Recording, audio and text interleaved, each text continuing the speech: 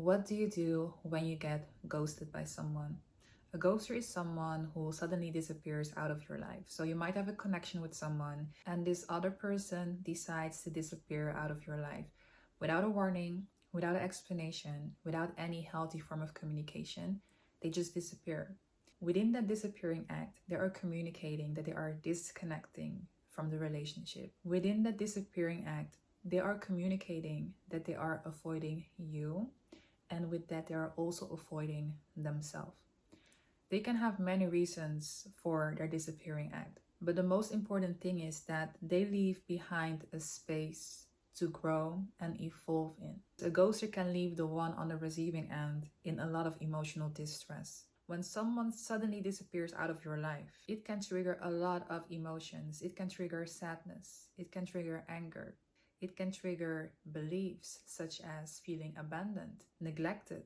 So whenever someone leaves your life like that, they leave behind this space, but they also present you with a mirror. Within the act of being ghosted, it is really easy to blame the other person.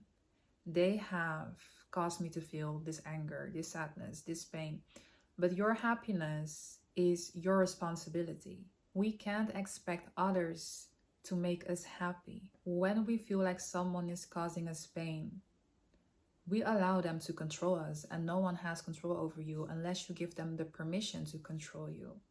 So a ghoster is actually placing a mirror right in front of you, where you have to meet yourself, where you can face those negative emotions and beliefs that are now being triggered by the ghoster. It is not the ghoster that is triggering the other person.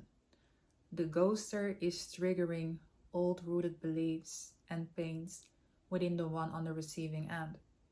If you could imagine your best version of you living on your highest timeline, do you think that the best version of you living out your dreams, your desires, your highest manifestations, do you think that that version would be bothered by someone who is clearly not emotional mature enough to meet you where you're at?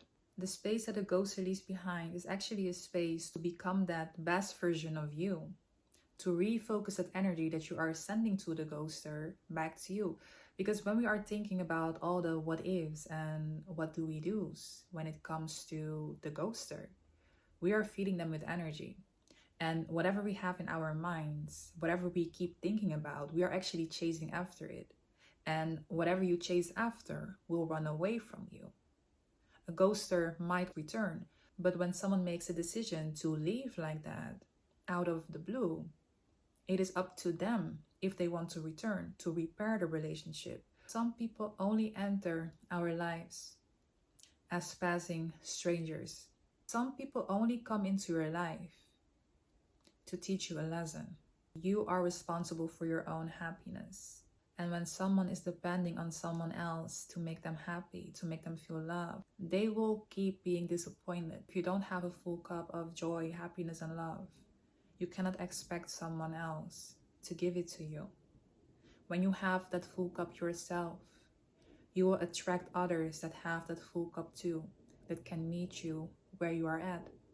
And in the past, I was in a relationship where I was expecting my partner back then to give me the very things that I had to give myself. I started to see him as a mirror, and I started to work on myself while being in separation with him. The moment that I was growing spiritually and mentally, and I was returning all that love and that focus back to me, guess who showed up?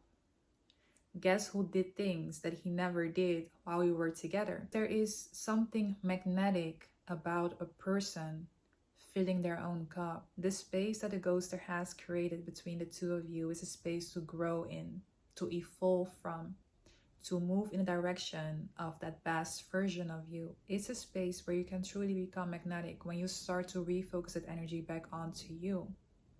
To stop energetically chasing and feeding someone who made it clear that they want to disconnect from you. You have this now moment to become your best version. If you allow yourself to grow from this space, if you allow yourself to face your mirror reflection and what your mirror reflection is communicating to you. So let's say that a ghoster is leaving the one on the receiving end behind with a lot of anger or sadness. Within identifying these emotions, we can find some old rooted beliefs, such as a fear of abandonment, a fear of being neglected, feeling invisible. Even though it's a ghoster who is doing the disappearing act, the one on the receiving end can feel invisible. And whenever you have that feeling, it's important to sit with that feeling, to feel through it, to understand where in life this belief was formed, and where in life are you now making yourself invisible. Do you know your values? Do you have a healthy set of boundaries? Are you enforcing them? Do you speak your truth? If a ghoster makes you feel abandoned, where in life are you maybe abandoning yourself at the moment? Where can you show up for yourself more at this moment? And what happened in your life in the past that made you feel abandoned? And really sitting with those negative emotions and feelings is taking accountability for your future, but also for your past, to release whatever emotional baggage you might still carry with you. Because the past will be our present until we face the shadows that are still following us until today. So facing your shadows is the most freeing thing you can do for yourself. And you can face them by understanding what kind of emotions the ghoster has triggered within you. You can face them by feeling through them, by not blaming the ghoster for making you feel abandoned, but by taking accountability. A lot of people have the habit to run away from their negative emotions and feelings, and they project their feelings into their outer reality onto other people. So some people will live their whole lifetime blaming their environment for all the negative emotions that they feel inside. And if you want to grow, if you want to evolve, if you desire to attract healthy relationship, you will have to face your fears. You will have to face your triggers, something that not many people dare to do, because having to face their shadow or reflection is a scary place for them. They rather distract themselves, push their shadow away, not understanding that their shadow is always following them. When you are growing and healing, people from the past might return because your energy is focused on you and you become like a magnet. So people will pick that up energetically. The ghoster can also return. But whenever the ghoster returns, make sure that you own the space. Make that space your stage and let the ghoster sit in your audience. See if the ghoster is willing to repair whatever they have broken themselves. And also be aware if they can meet you where you are at, or if they have to rise to meet you. Some people only come into our lives to be a lesson, to help us to our next level. So we can make the decision to stay stuck in our mind with all the what ifs and questions.